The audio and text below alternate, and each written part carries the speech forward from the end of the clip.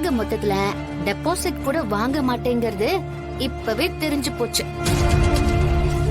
அவ்ளோ கேவலமா நீ தோக்க போற. ஏய், சும்மா சவுண்ட விடாத. உனக்கு ஒண்ணு தெரியுமா?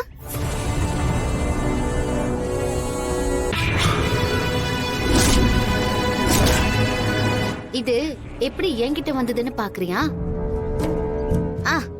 இது தனாவுக்கு வந்த மூக்குத்தி. அவளோட ஹவுஸ் ஓனர் தனாவுக்கும் வாங்கிட்டு போய் கொடுத்திருக்காங்க.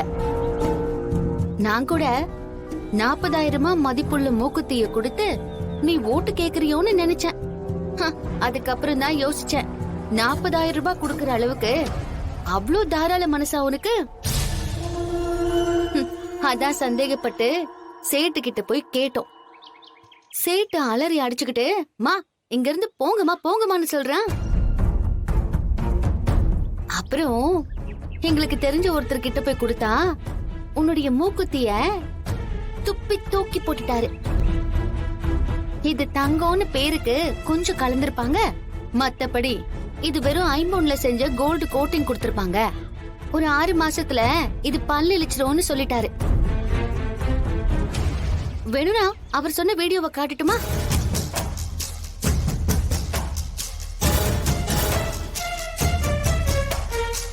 தம்பி, முழுக்க முழுக்க தங்கம் இல்லப்பா, இது ஐம்பொன்னுல செஞ்சிருக்காங்க. ஐம்பொன்னுன்னா கூட 5 சம அளவுல இருக்கணும். தங்கத்தோட அளவை குறைச்சு பித்தளையோட அளவை அதிகப்படுத்திருக்காங்கப்பா. அடுத்த நிமிஷமே ஊர் பெண்கள் கிட்ட இதெல்லாம் காட்டி உன் பேரை நாரடிச்சிருக்கலாம். இல்ல நீ எலெக்ஷன்ல நிக்காம கூட நான் பண்ணிருக்கலாம். இத பத்தி நான் பெரியப்பா கிட்ட சொன்னேன். அவர்தான் சொன்னாரு, நம்ம ஊர் ஜனங்க மேல நம்பிக்கை இருக்கு, இதுக்காக அவங்க உரிமைய விட்டு தர மாட்டாங்க.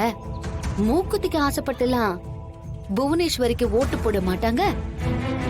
அதனால இந்த விஷயத்தை விட்டுடுன்னு சொன்னாரு. இத பத்தி எலெக்ஷன் ஆபீசர் கிட்ட கூட கம்ப்ளைண்ட் கொடுக்காத. அவ எலெக்ஷன்ல நிக்கணும், அவ ஜானகியை விட கம்மியா ஓட்டு வாங்கி டெபாசிட் காலியாகி தோக்கணும்.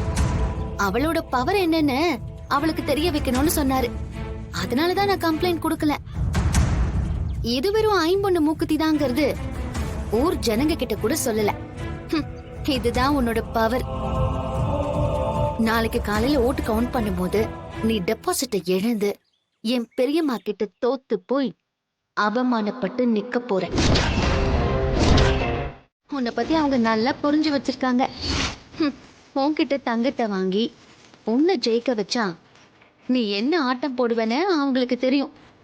அதனாலதான் இப்படி சைலண்டா எல்லாரும் சேர்ந்து உனக்கு எதிரா வேலை பார்த்திருக்காங்க. என்ன முறைக்கிற? ஒரு விதத்துல நீ எனக்கு தேங்க்ஸ் தான் சொல்லணும். ஏன்னா நான் இந்த மூக்குத்தி மட்டும் தங்கம் இல்ல ஐம்பொன்னு சொல்லியிருந்தா என்ன ஆயிருக்கும்னு யோசிச்சு பாரு. மொத்த பேரும் உன் வீடு புகுந்து உன்னை அடிச்சு தும்சம் பண்ணிருப்பாங்க. லஞ்சம் கொடுக்கறதுல கூட உன்னுடைய கேவலமான புத்திய காமிச்சிட்ட பாத்தியா? நீ காலத்துக்கும் இப்படிதான் இருப்ப. என் பெரியப்பா கிட்ட சவால் விட்ட மாதிரி அவரை விட ஒரு ஓட்டாவது எங்க பெரியம்மாவை அதிகமா வாங்க வைப்பேன்னு சொன்னாருல. ஆனா இப்ப 1000 ஓட்டு தாண்டி போகும்னு நினைக்கிறேன். சரி, நாளைக்கு காலையில சந்திப்போம். அண்ணா, என்ன ஆனாலும் ஜானகி ஜெயிச்சிட்டாங்கிற நியூஸ் வெளியே வரவே கூடாது.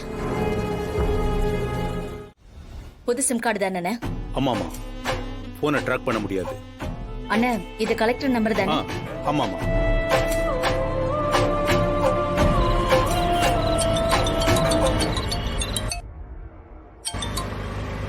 ஹலோ, யாரு? நான் யாருங்கிறது உனக்கு தேவையில்லாத விஷயம். நான் சொல்றத மட்டும் கவனமா கேளு. யாருங்க நீங்க? முதல்ல உங்களுக்கு என்ன வேணும்? சொல்றேன். உன் பொண்ணு ஆர்கே ஹாஸ்பிட்டல்ல தானே அட்மிட் ஆயிருக்கா? எதுக்காக கேக்குறீங்க? நீங்க யாருங்க? உங்களுக்கு என்ன வேணும்? இப்படி குறுக்க பேசினா எப்படி கலெக்டர்? உனக்கு ஒண்ணு தெரியுமா?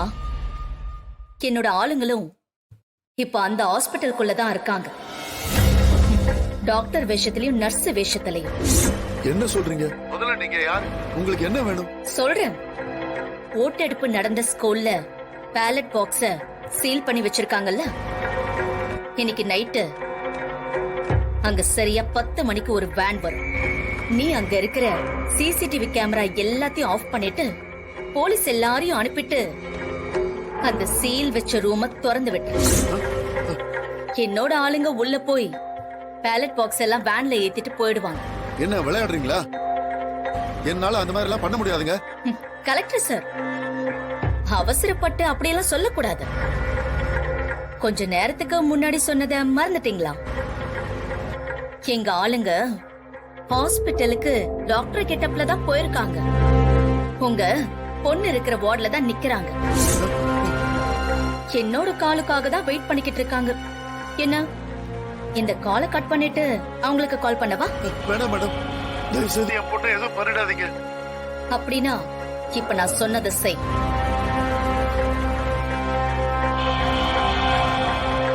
என்ன பதிலையே காணும்? நான் விளையாட்டுக்கு சொல்லல.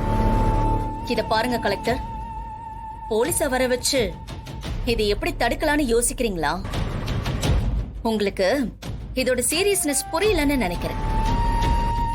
நான் கட் பண்ணிட்டு அவங்களுக்கு கால் பண்ணி உன் பொண்ணு கொல்ல சொல்றேன். ஐயோ வேண்டாம் மேடம், நீங்க நீங்க சொல்றத நான் கண்டிப்பா செய்யறேன் மேடம். குட். நைட்டு சரியா 10 மணிக்கு வேன் ஸ்கூலுக்கு வந்துரும். பாத்த நான் சொன்னபடி மொத்த பேலட் பாக்ஸையும் அனுப்பி வைக்கணும். போலீஸ் கீலீஸ் போகணும்னு நினைச்ச அப்புறம் உன் பொண்ணுக்கு எந்த ஒரு ட்ரீட்மெண்ட்டும் தேவைப்படாது கலெக்டர் சார். இல்ல நான் போலீஸ் கிட்ட எல்லாம் போக மாட்டேன். என் பொண்ணை எதுவும் பண்ணிடாதீங்க. நீங்க சொல்றத நான் செய்யறேன்.